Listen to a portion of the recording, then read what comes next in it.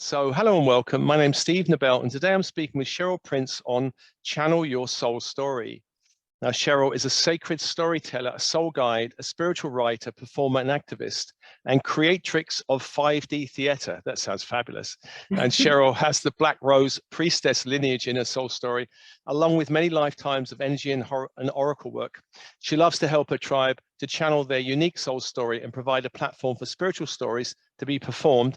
And the website is 5dtheatre.co.uk. There will be a link going out with this podcast. So, hi, Cheryl. Hello. Yeah, I thought you'd like 5D theatre.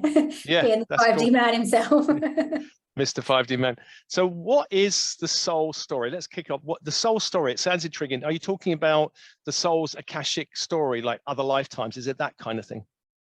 Yes. Yeah. So I, as a, let's say, a theatre maker first, trained more conventionally, and then started to work as a healer. I started to access through the healing work I did a lot of my past lives and my soul's history, let's say. And for me, now as a theatre maker and a storyteller that's spiritually based, I've realized that our soul has its story that's playing out. And actually, for me, this is how all of my work, my trilogy of plays that I'm currently writing is based on. Segments are the most important parts of my soul story and what I'm here to do today. But I didn't start that way, going, oh, I'm going to research my soul story and then write about it. I didn't even, I mean, I guess I knew souls existed, but I was pretty dead in the world before I sort of woke up properly. So it was like my soul was lost before this happened. And I kind of stumbled on my soul story by mistake when I started training as a Reiki healer. And we did an eye-to-eye healing. And I thought, oh, great, we'll just heal him. We'll see colors and we'll see. And I suddenly saw myself hung as a witch on a tree. And I was like, oh, my God, what was that? And what I now know that I didn't know until I went further on a training is that actually that eye-to-eye work comes from the ancient Egyptian temples and then previously from Atlantis, how you access different dimensions of timelines. So I feel like because I'm writing about ancient Egypt as well, it's like my soul set me up to go, okay, let's get her on the path. It might be a witch killing awakening, but let's get her on the path to telling her soul story. So that's kind of how it started. How it started. Well, let's just ask you quickly about your trilogy of plays, because they relate to your soul story, don't they? Yes. Yeah. And they were. So I think I thought at the time, I'm just going to write one. And that was Awaken, the first one. And I wrote about it because I was just interested in why I was killed for being a witch. I'd seen it, but I thought I had no clue about witches. I didn't think I was particularly witchy. I now acknowledge I completely am. But I had that burning, like, why would someone kill me for being a witch? And I sort of really, I was still quite in the witch broom closet at the time, but I was trying to develop this play with actors and bringing in shamanic drums and journeying through everybody's soul and character work to find it. And then it kind of started to really unravel. And what I now understand, and I think this speaks to many in the spiritual community, a lot of us have past lives killed as a witch. Yeah. Interesting thing about us is that we've been killed for being a witch, and we're in a spiritual community now, which means we were on some level killed as spiritual people for our spiritual gifts, our spiritual gnosis, the cunning folk healers that were around in the 17th century. And what I realized then is I was like, we haven't had our stories on stage. Like you hear about, oh, I know there's the crucible and all the rest, but you don't usually hear it from the perspective of, I was killed as a witch because of who I was, because of the spiritual gifts I had, because of that. And that kind of started to burn a passion in me. And then I saw a past life where I saw the whole of the temples burn down in ancient Egypt. And I was like, oh, and now I want to know why the temples burned down. So that led on to like the second play. And then the third one came in, and it's called Dreams Beget Reality, about us dreaming this new world into being, but it originally came in about a year before COVID. And I wrote the premise for it, and people were wearing masks, and there was this virus that was sweeping the world, and everyone was scared to touch each other. And I put it away and went, oh, that's just fantasy. Like, I'm not going to go near that one. And then everything kind of happened, and I was like, oh, okay, I'll come back to you. There's clearly like these stories, yeah, need to be told. Yeah. Well, I guess, is it, because I know you help other writers, isn't it challenging to help other people access their own soul stories? Because maybe part of them doesn't want to go there. Absolutely. And the reason I help other people is because I didn't want to go there. And that it's quite a big healing journey to do this kind of work, because you are going to, you know, I want to say that getting on stage for the first time and reenacting my hanging was terrifying. I couldn't write the scene. I couldn't write it. I kept faffing around, and I was like, I can't write it. And I think that when sort of COVID hit, I brought together a spiritual writers group, because I had friends that were sort of spiritual and they were starting to get into writing. And it felt really important to me to kind of hold people's hand and go, you will get blocked. You will start to procrastinate. You will want to do anything but do this. Yeah. But what I could see through keep going and keep turning up was the importance of it. And that's why I felt like I had to kind of create a community, because while I was going to spiritual groups, and apart from yours, because you crossed the spiritual creative line beautifully, I guess, as a writer and a spiritual person, but that I was often going to spiritual groups and I was like wanting to talk about creativity, or in theatre on writers groups, and no one wanted to address the spiritual side. Yeah. So it felt really important for me, because I think this is the new 5D wave of storytellers changing the paradigm. Yeah. So, sorry, did I go off on a tangent there? I don't know. No. Well, I'm interested. I want to ask you about 5D theatre, because conventional theatre, I mean, great stories in theatre, but I've never come across 5D theatre before. So what are you up to in 5D theatre? Yeah, now this is, I worked with someone that was a spiritual marketer, and she said, put in your business plan what you really want from 5D theatre and just go as spiritual as you like. And I put in there, I want people to have a soul awakening through seeing my theatre. I want them to either remember they were killed as a witch in a past life, or I want them to feel really activated and start remembering their own memories, or I want them to feel, oh my God, I'm a supernatural person and I've been honoured, like one of those things. And actually, when I showcased my script in hand reading for Awaken a year ago, I got that feedback. And even to the point, I had a sort of a meeting with the audience to say, like, what did you want more of? And it was a very spiritually targeted audience, because this was who I was trying to represent. And I said, because my dream is to bring sort of more live mediumship in, soul retrieval, and really, you know, have a soul awakening in theatre.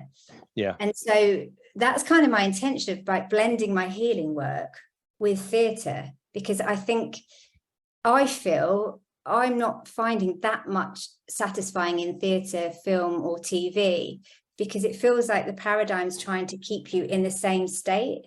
Yeah. Whereas if you come out a bit more awakened, or even if it brings up something to be healed, and my plan is to hold healing containers in different events and make it bigger, and then that's the activation that we need, because we can't stay asleep in this world with the same stories perpetuating the same 3D worlds around and around. Well, let me ask you, going back to, you know, you played yourself being hung, which was kind of a replay of what happened in another lifetime. What was the healing effect of that? Well, there was quite a bit going on, because I used to feel because I think this is how it happened for me. When I first saw my past life, I was just above it. I wasn't that bothered about it. I was like, oh, that's interesting. I'm hung as a witch. Felt a bit cold, but thought that was a bit weird. And then the more I started to work through it, the more it was like the trauma came back. And that is inevitably what soul loss is. Your soul leaves your body because it doesn't want to experience pain. And so I was learning a lot of soul retrieval shamanic work, and just gently, it was a catharsis for me where I got my soul back. And actually at the reading, the second time we filmed it, you can see there's a little light hovering above my head, which I feel is the character I played just coming back and sort of integrating in. So the healing, it's like doing a soul retrieval in a story. But that's not to say it's not difficult. And I think one of the things I really wanted to speak out about is having that kind of trauma brought up. And for me at the time, I had no one to speak to about it, because, you know, like if I spoke to my theatre mates and I was like, I'm going through trauma from my past life, they'd be like, okay, shit. Okay. And in the spiritual community, it wasn't like I knew anybody that was doing this kind of work. So I think that the reason I think it's powerful and can be really healing. But I guess the biggest practice I found was training as a healer was so vital for me to tell this story. I needed those practices. Yeah. Well, you work with writers and you're helping people access their soul story, which involves trauma. And for what I found with clients is where there's a significant trauma, they do not want to come out the spiritual closet. They're going, no, I'm going to hide it. I'll do the weekend workshop as long as no one sees me. It's a bit like, you know, carrying a magazine in a brown paper bag so no one sees it type of thing. How do you experience people with traumas and coming out the spiritual closet? Do you feel that going through the trauma actually helps people come out more? Like you've come out of the spiritual closet, haven't you? I'm so far out. As my sister says, there's a spiritual spectrum. And I'm like, you're on the spectrum. I'm on it too. Yeah, I'm probably down there. You're probably the only person that's a bit further along there. But yeah, well, I think and I actually ran a Witch 5D workshop where I said to them, the first question I asked was, how comfortable are you speaking your spiritual truth? Yeah. And they all just kind of went quiet. And I went, possibly here, but you don't want to speak it to the wrong people. And I actually had this journey myself, because I wasn't like this, you know, 6 years ago. When I first was doing my play, I actually pretended it was just a character. I didn't tell people why I was writing it, didn't tell people that I was a witch. I just kept it all quiet. And then some guy in the audience said to me, what right do you think you have to write about witch history? And I just thought, oh, sod it. And it was like my soul took over and went, and I just said to him, I was killed as a witch in a past life and I've come back to tell the story. Right. And like I had a lot of people in the audience laugh at me, and some were like, right. And then from that moment on, when you start to face those fears, and that's what I mean about, you know, I faced, you know, this trauma and go through everything, that you realize that actually, why are you letting people silence your story? That is, to me, a dark agenda playing out. And I say this, and I don't take it lightly, because a lot of what I wrote about in my second play happened in real life. I was writing about a character, a healer, that was caring for someone dying of cancer. And then after I'd finished writing it, I started to care for my dad, who had cancer. Yeah. He passed away in February. And the last few words I said to him as he passed were the last few words of my play, and I had no idea why I'd written about helping him to the light. And then I spent a month taking time off, helping him to the light, which was what the play was doing to a character. So what I mean is, you can't get more. That was it was a really traumatic time for me. But what I realized, because I'm a medium as well, so I speak to spirits, I speak to my dad, and it was like, oh my God, this is bigger than me. This is bigger than me. And this is what I'm meant to be doing on a soul level. Yeah. And these stories are here to serve the awakening. So I'm not going to belittle trauma, and I'm not going to belittle the journey of coming out the closet. But if you stay in, then you're not going to give your gift to the world, and you're not going to be following your soul's higher plan for you.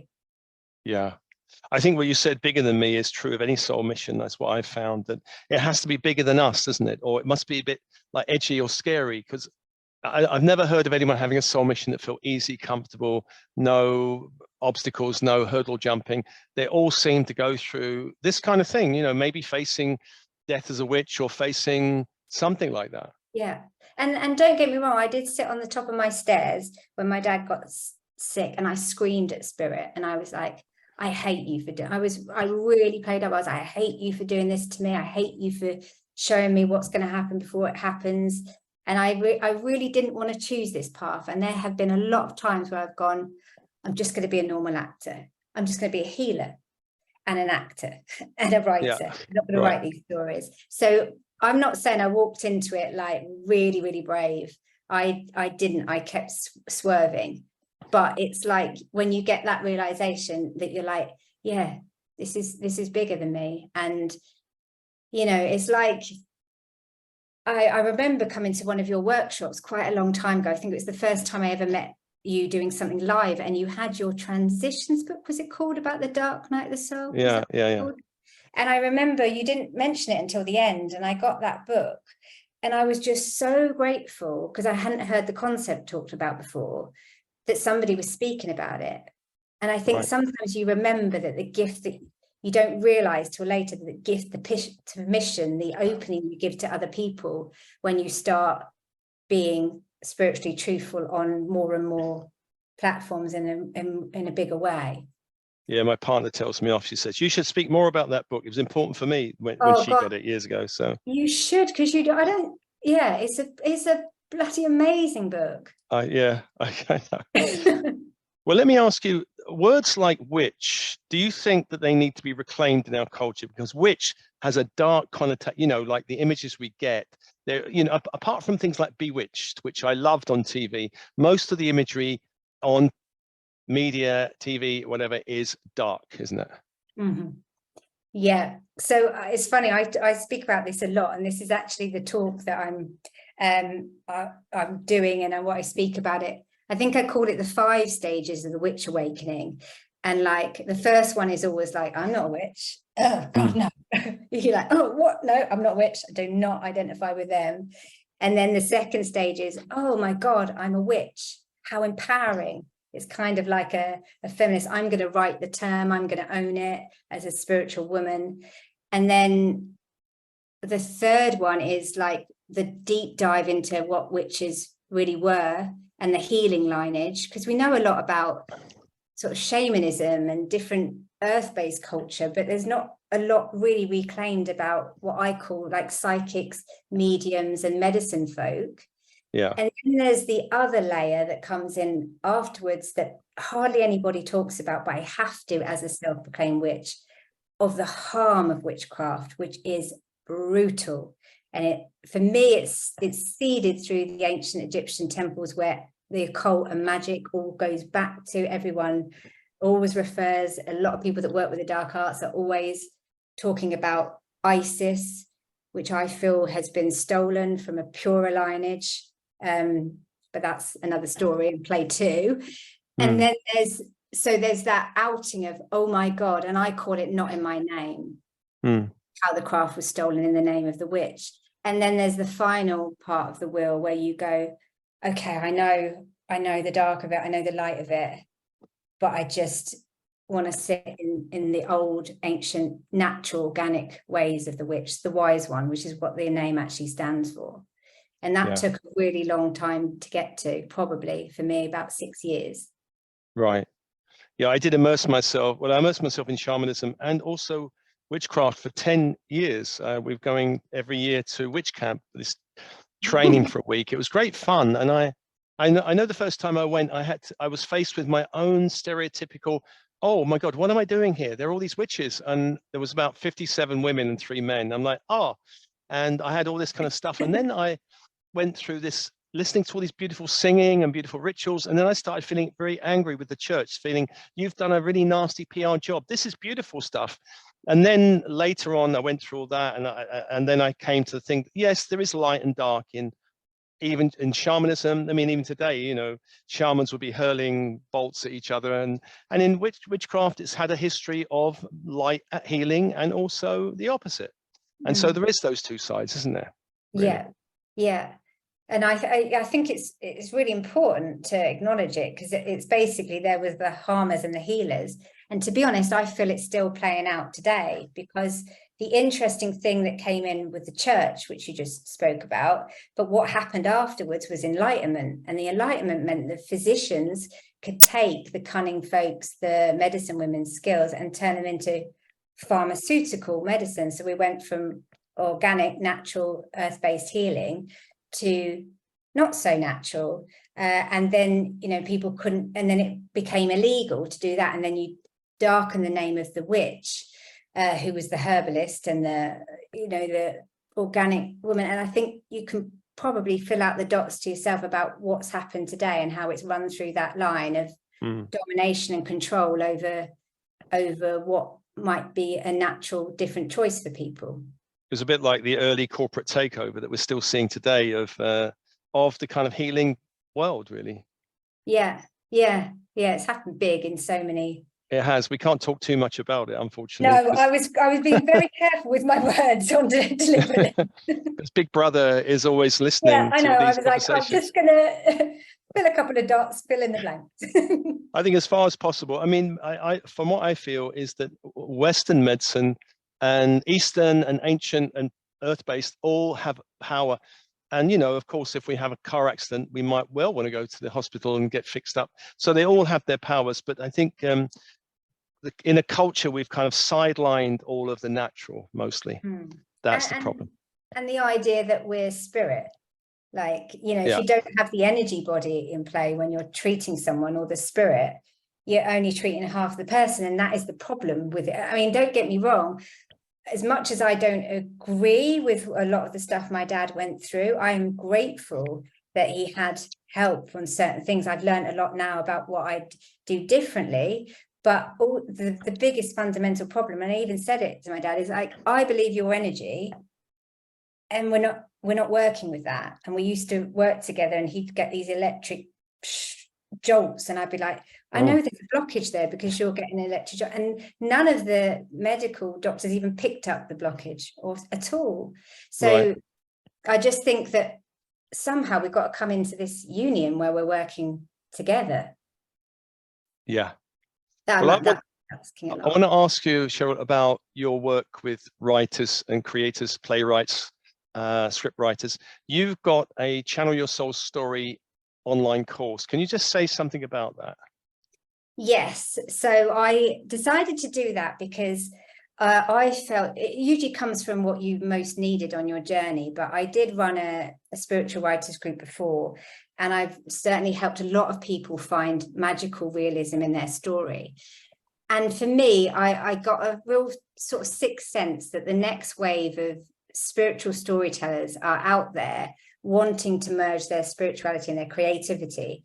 And I have quite a big passion about bringing spiritual realism to life. And by spiritual realism, I mean creating stories that aren't complete fantasy. They're spiritually real. People like me and you, we're real people. We just might say about their things. And so I wanted to help people kind of merge if they had a writer's background, but maybe they were a bit closetly spiritual, or maybe they were spiritual and actually getting a call to write.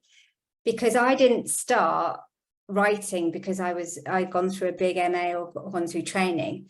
I started writing because I was in theatre not seeing myself represented in the world, so I had to do it. And so I set up ways of doing it to access through energy work to clear those creative blocks, and to heal the trauma that will inevitably come up if you're writing your soul story. We've all got gunk in our trunk, as I call it, and to help people like along that stage, and also come back to, which takes a while, why you're really telling the story from your soul and what your soul's here to tell you. And it isn't, you know, it isn't out there. It's about a process of going within and finding it.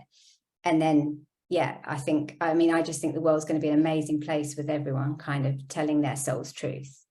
Brilliant. Well, I'm going to send a link out, which is on your 5dtheatre.co.uk website. Channel Your Soul Story course. Well, Cheryl, it's amazing talking to you. Yes, thank you so much. Oh, pleasure. It's fab. You know, what you're doing in the theatrical world is amazing, because I know there are some good people there, but also the industry is still a bit closed, I think. Yeah, it is. Yeah. And I'm going to wake them, shake them, and activate Wake them up. All right, lovely. All right.